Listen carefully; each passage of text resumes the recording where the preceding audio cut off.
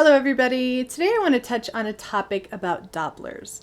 And this is a question that I get often, not just personally if I use them myself, but if I've used them for my doula clients, what my comfort level is with them, and if I would recommend others use a Doppler. If you're not aware of what a Doppler is, it allows you to hear your baby's heartbeat in utero. And there's a lot of misconceptions about Dopplers. There are also a lot of kind of romanticized notions about them.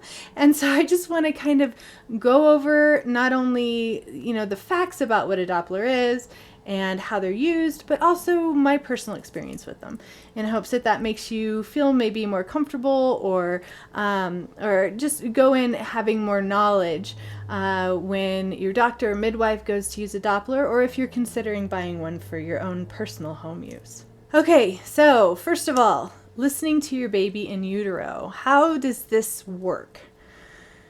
So a Doppler uses sound waves, and these sound waves enter your body and they have a certain frequency.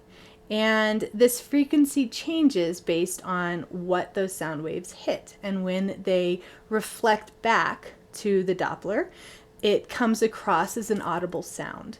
And then that's how you can hear the heartbeat of your baby. So it's not radiation, it's sound waves. And, sound waves, they sound pretty benign. They sound like they're not something that's going to hurt the baby. And while I'm not a scientist or a doctor who has done any sort of clinical studies, there are some claims as to whether or not this is harmful for the baby in utero. And I'm just going to kind of go over those real briefly, and you can make your own assessment as to how comfortable you feel with this. So addressing some of these concerns about a Doppler. One of the main concerns is, number one, is this a sound that your baby hears in utero? And could that negatively affect them somehow? There are some thoughts that the amniotic fluid actually amplifies the sound of the Doppler's frequency, and the baby can hear it, and that it sounds like a train, or something helicopter, or something that's loud and just all around them and scary. Okay, so if that is true, and I have not been able to find any articles that definitively say yes, this is true. If that's true, then the baby would not be able to hear that until after around 18 weeks, because the baby does not have the ability to hear anything before that time. So, if there's an audible sound, they wouldn't be able to pick it up until after 18 weeks. The other thought is that there is a heating of the amniotic fluid because of the frequency of the sound waves. And again, there's nothing definitive that shows that this actually happens. But, if you think about it, it's possible, just like the being able to hear it. I mean, these are things that kind of make sense, but we don't really have a way of knowing. Now, there hasn't been anything reported of Doppler use and babies coming out with hearing issues because of it. So obviously it's not something that is horrendous. And then also using a Doppler, if it does heat up your amniotic fluid, it's not going to do it to the point where it's dangerous. I wouldn't assume, unless you're using the Doppler for an hour trying to find your baby. That kind of leads me to the next topic, which we'll touch on in a second, which is the use of the Doppler. But in terms of its safety, those are the concerns that many people have about the use of Dopplers. Because they are sound waves, it's not like you're putting any sort of radiation into your baby or anything like that. But those are, some of the concerns that come up. So you'll have to kind of assess whether those are going to be concerns of yours as well. So I can tell you from personal experience, after having used Dopplers for years, with all 6 of my pregnancies. My babies have been able to sense the use of the Doppler. And I know this because, and I very seldom use a Doppler when I can feel the baby. So usually my use of a Doppler is early on in the pregnancy when I just need a little bit of reassurance. And again, that's something we're going to touch on here in a minute. But, when I go see the midwife and she's checking the baby's heart rate, it always kicks. It always kicks back where she's trying to check. So I know that even if my baby was asleep or inactive, and then the Doppler comes out and they start trying to find the heartbeat, it wakes him or her up. Fluke chance, possibly, but I laugh about it with my midwife that they know somehow that you're using the Doppler. So I can't pinpoint exactly if it's a sound or a slight heating up of the amniotic fluid, if there's something else that we don't quite know. But, sometimes, the midwife will put pressure on your stomach where they're trying to listen. And, that could disrupt them a little bit. It's possible that that's it. But I just wanted to throw in my 2 cents on it. I feel like the baby does know when you are using a Doppler. Okay, so addressing another issue is, why do they always come with this caveat? Or if you search Dopplers, it says, should only be used by a trained or licensed healthcare practitioner. Taking those other concerns aside, they say that because it can cause a lot of anxiety and undue stress to newly pregnant women. And the reasoning why is because it is actually somewhat challenging to find the heartbeat, especially the earlier you are in pregnancy, and that can cause some panic. What I tell people is, put yourself in the place of maybe being somewhere early, like 9 weeks. Okay, now it is possible to find a heartbeat at 9 weeks. I did with the baby that I'm pregnant with right now, and many of my past pregnancies, I was able to find them at around 9 weeks.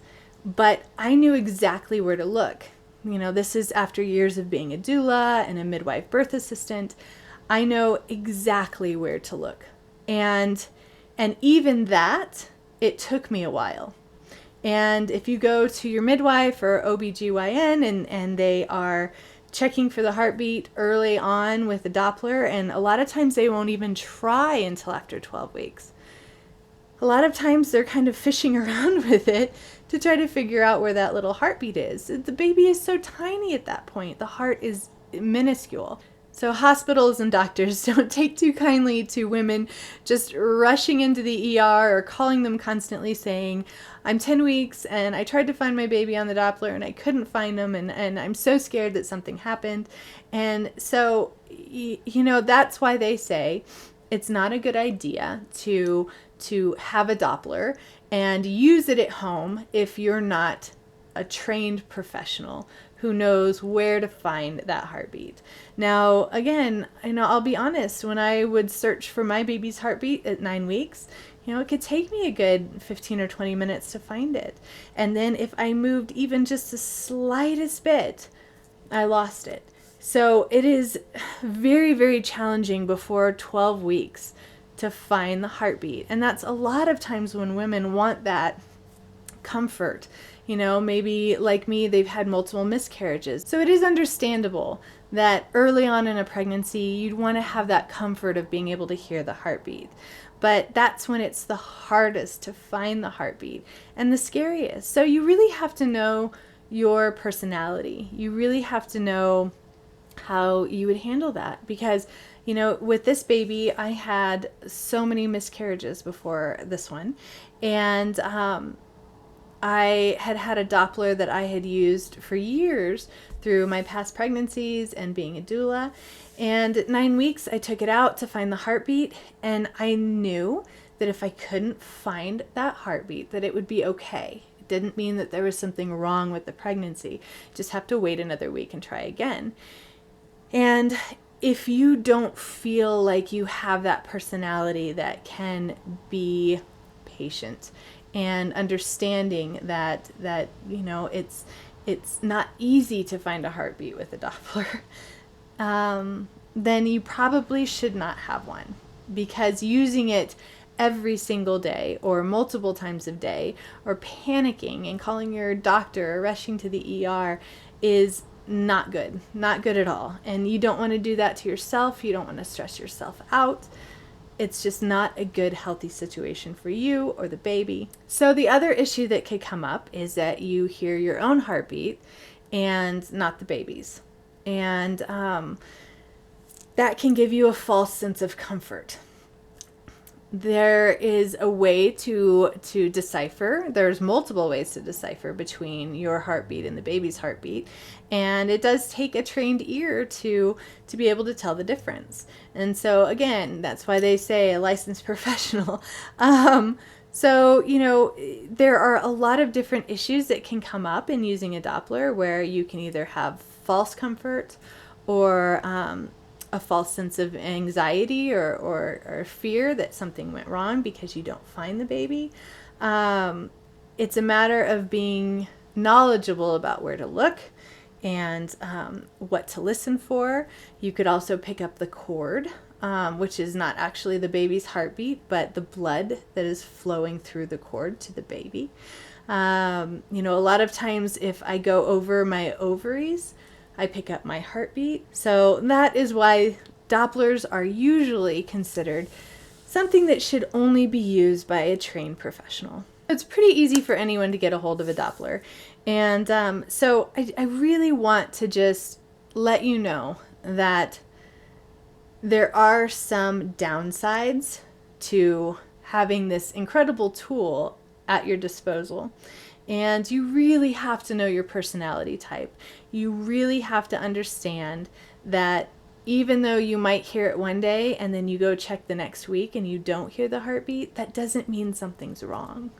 It just means that the baby has moved, is maybe facing a different direction, and the heart isn't as easy to find when they're that small. It's very challenging. And just being turned around a little bit can make a world of difference.